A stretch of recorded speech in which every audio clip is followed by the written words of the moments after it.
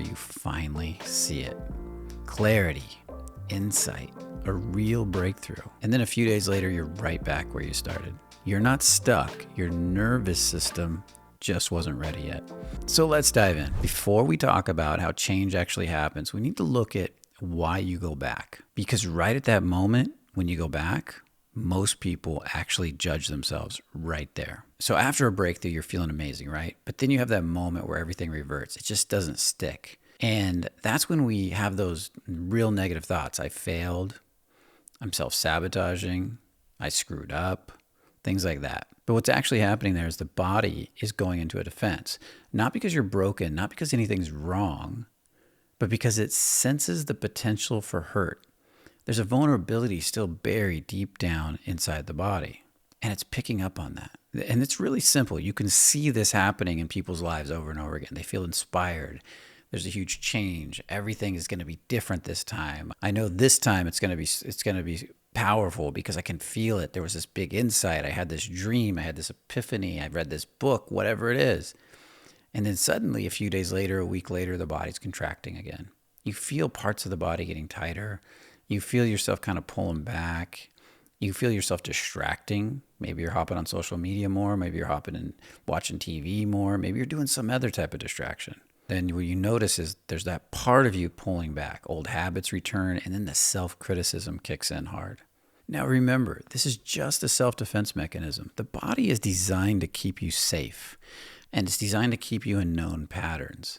And when you venture too far out of those known patterns, something bad can happen. If you think about a tribe in primitive times, they didn't know much. Let's say that there was no cell phones, there was no electronics, there was no vehicles. Maybe they didn't even have horses. You know, if we go back far enough, they were just their little village out in the jungle, out in the forest. And so how far did they really venture out? If you think about it, it's kind of wild. Did they know 5 miles, 10 miles outside their village or their territory? They probably didn't go very far, especially if they were young, especially if they weren't one of the hunters that traveled far out to go bring food back, because that's dangerous. You see, if something happens to you when you're a few miles away from the village, you can't call anybody for help. You can't do anything about it. You might not even be able to get a hold of anybody. Like if there's nobody with you, I mean, that's pretty much it, right? You're kind of over. So the body is designed to keep you in known territories, known places, to keep you safe, to keep you attached to people that are knowns. Even if they're not the best people for you, they're the best. They're the people that can keep you safe.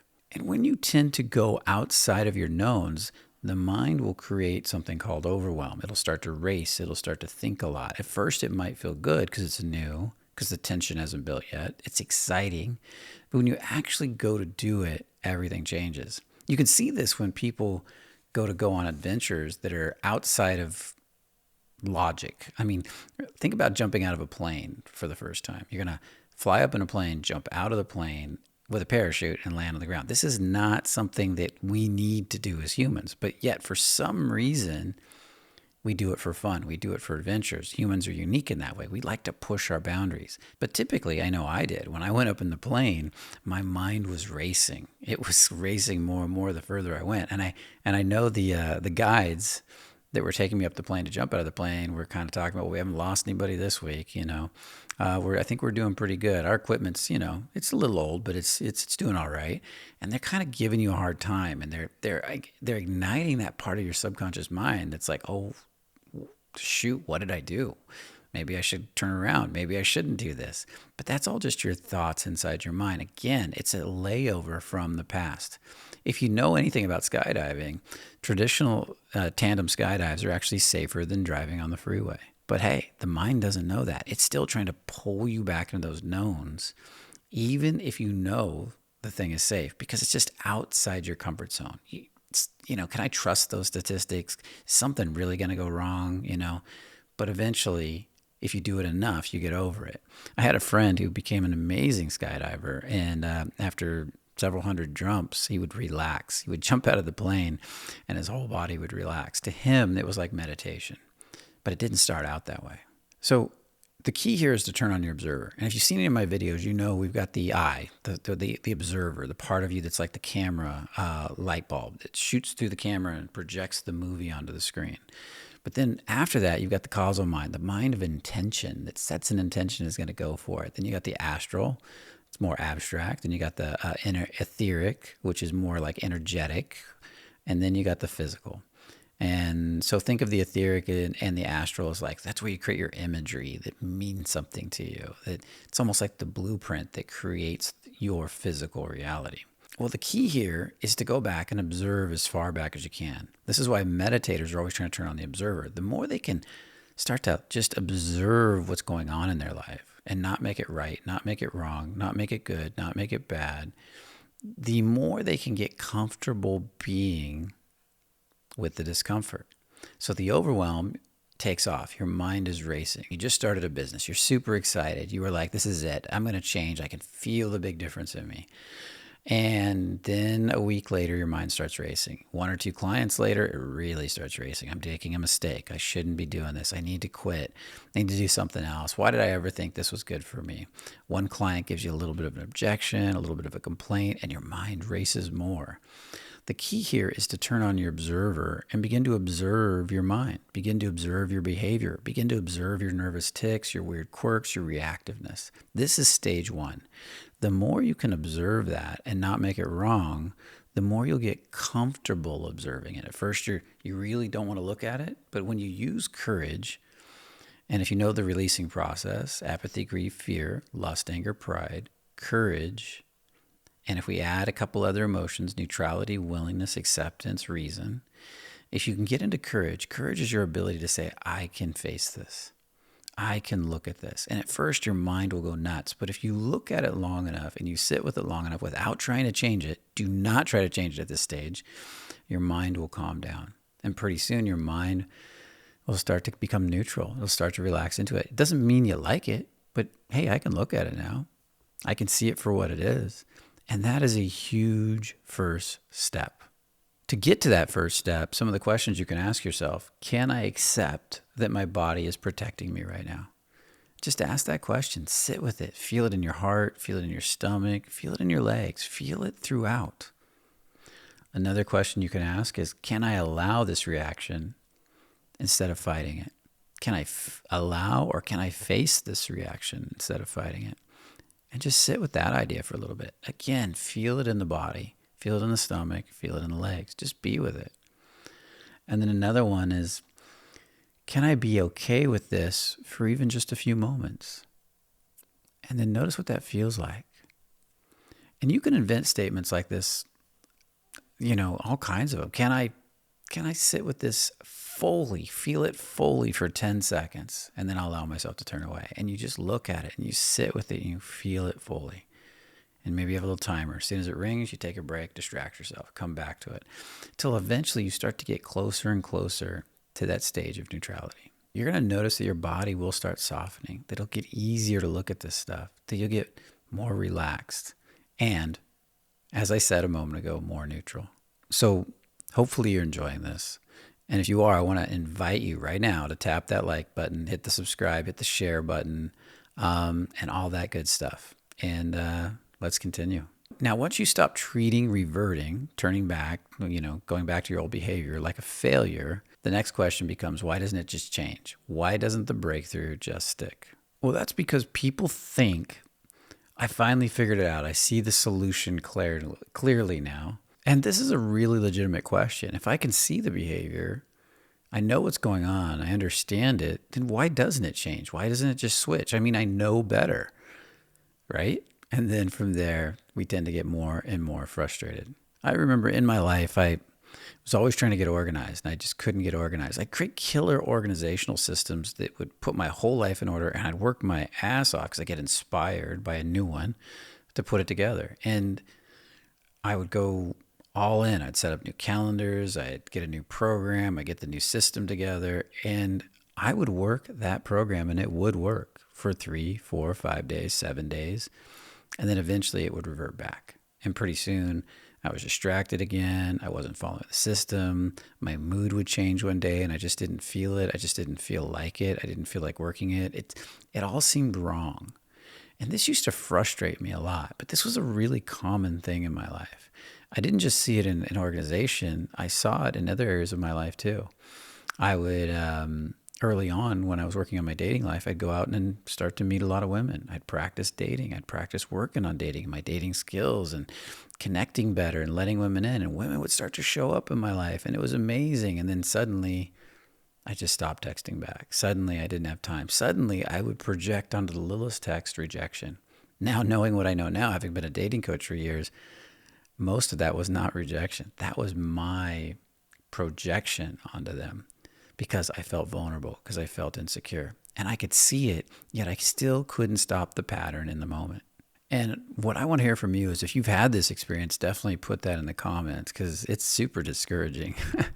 And I'd like to think now that I'm over it. But as I get bigger and do bigger and bigger things, there's still that part of me that wants to pull back. But luckily, there's tools to work with that now, to allow myself to fully expand, to allow my nervous system to hold more. So what this actually means is that you have a deeper subconscious block and your nervous system is not capable of holding more because of that block. It's like a roadblock, right? And deep inside you, there's something, a pain that has been dormant, a story, let's say, or a program that's been dormant. And when you get the inspiration, you're probably feeling really good. You're feeling really open. Possibilities are there. And as you go to work, whatever you're going to work, let's say you're going to start a new business. I used that example earlier, and begin to get excited about the business. You begin to get started building it. You begin to work on creating your marketing. Maybe you get a little space where you're going to do your work from, and you get a client or two. It comes time to get a client or two. Well, once it comes time to really show up, and I don't know where that is for you. You can put that in the comments too. But once it becomes time to really show up for what you're working on, the tension builds. And as the tension rises, there's this sense of responsibility that builds. I need to make this happen. I need to show up for the clients or they're going to judge me. I need to show up and make a sale or I'm not going to have any money. And that pressure builds inside your body. And that's what activates those dormant pains. Those repressed programs, they start to come alive or they feel like they come alive. And the reason they're coming alive is they're trying to protect you from that responsibility. You know, the feeling that you might get rejected for a sale and not be able to make the money, not be able to pay the bills, or that if you get rejected over and over again, it means something about you personally. See, I'm not good enough, and all your old stories come up. Or if you have to show up for the clients and you have to go actually service the clients that have paid you, and you feel responsible, you feel attached, you feel like a prisoner suddenly because you have to show up for work and it's the work you created. Things like this tend to pop up in our nervous system. And again, your subconscious is trying to protect you. You probably, or you definitely had some type of problem like that in childhood, something that came up that you're being reminded of from early childhood, where your capacity shut down to protect you from having that happen again. Now, the beauty of this is that you know that it's a subconscious block. The inspiration was there. The potential was there. Your body was excited about it, but now you're shutting down. So this is something at a subconscious causal level that you can go after, that you can break up, that you can change. So you see, the real work isn't forcing change. It's learning to work with the part of you that's been resisting it. So what I'm saying is when there's resistance, what most people try to do is they try to force their way through it. They try to push their way through it. They judge the resistance, they attack the resistance, they fight the resistance, and they think that if they have enough willpower, they'll eventually get through the whole thing. They'll be able to, the willpower will win over and the subconscious will break and everything will change. And I'm not going to say that's not true. That does work sometimes. That, if you keep pushing and holding tension long enough, tension seeks resolution, something does break, something does shift. But more often than not, it goes the other way. Tension seeks resolution, and you're the one that quits, or you're the one that disconnects. Especially if you're listening to this video and it's really feeling like it fits, that's most likely what's going on. That's what was happening to me quite a bit. And if you notice any of my story from previous videos, I drank lots of rock stars, energy drinks, tons of caffeine. I was all push, push, push. And that's basically how I lived my life. That's even how I lived the fun times of my life. If I go out to have fun with a friend, I was tired so much, burned out, probably had adrenal fatigue, had stuff going on with my thyroid at that time from pushing and forcing, that I needed some type of stimulant to move forward in life, to even enjoy life. What my body really needed was a break. And that's a whole nother story. I've talked about it in other videos. I'll do a deep dive into that one day because I think there's some valuable lessons in it. So as I said earlier, the real key is getting to neutrality. And we talked about that, the questions to ask, what to do, how to get yourself to neutrality. That's step one. Step two is to activate this willingness to feel everything now. Because once you're at neutrality, there's still stuff buried in there. There's still stuff like I feel like I can face it, but nothing's changing. And now it's, can I feel a little deeper? Can I open a little bit more? Can I feel 1% more? Can I feel 2% more? Can I feel 10% more? And I encourage you to start asking these questions from your body. Again, you got to feel your body. Relax into your heart, relax into your stomach, feel your legs. See if you can feel the room from your chest. And then say, can I feel into my body around this topic, whatever you're looking at, whatever you got to neutrality on? Can I feel it a little deeper? Can I open it a little more? Because the key is you got to go from neutrality to acceptance, and then you'll understand, you'll get the lesson out of it. You'll grow, you'll shift. So the more you ask those questions, the more you just drop into even the question, can I accept this just the way it is? Can I, if it's possible, can I be curious about this? Can I love this? The more you ask questions like that and then journal and sit with it, meditate with it, contemplate it, don't think about it, feel it. And the key here is that when you ask those questions, you're feeling the emotions, feelings, images, pictures that come up in your mind. You can journal about them, or you can just let them go if you know how to do the letting go process. But either way, what you're doing is you're detoxing the mind of that stuff. The key is to stay away from overanalyzation and stay away from over-dramatization. Don't go, oh, it's so painful. It's so painful, when it's 10% painful and you're turning it into 50% painful because you think that if you amplify the feeling, dramatize it, that it'll have a greater effect. The key is authenticity. If it's 10%, it's 10%. If it's 20% painful, it's 20%. Or if it's sad or lonely, or maybe it feels good, or maybe it also feels like there's a part of you that's going to die. And that's just your ego. That's a part of your ego being let go of. So that willingness to feel everything that's buried inside that neutrality, because inside that neutrality will open up and all this feeling will be there. And then that can take you to acceptance and ultimately reason. The reason is just, now I understand why this was there. Now I get the gifts that come from resolving it. And remember, the subconscious changes from repeated safe exposure.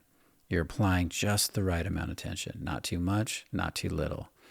And I want you to think about it this way. If you've ever done any partner dancing, there's this perfect frame you two create. You push off each other, but you're not forcing. You're working together to create like a spring effect to move off each other. Well, it's the same thing here. If this represents the trauma and I go to push on it, I'm going to push just enough for me to learn to take this side and learn to relax into it. I'm not going to jam. I'm not going to force.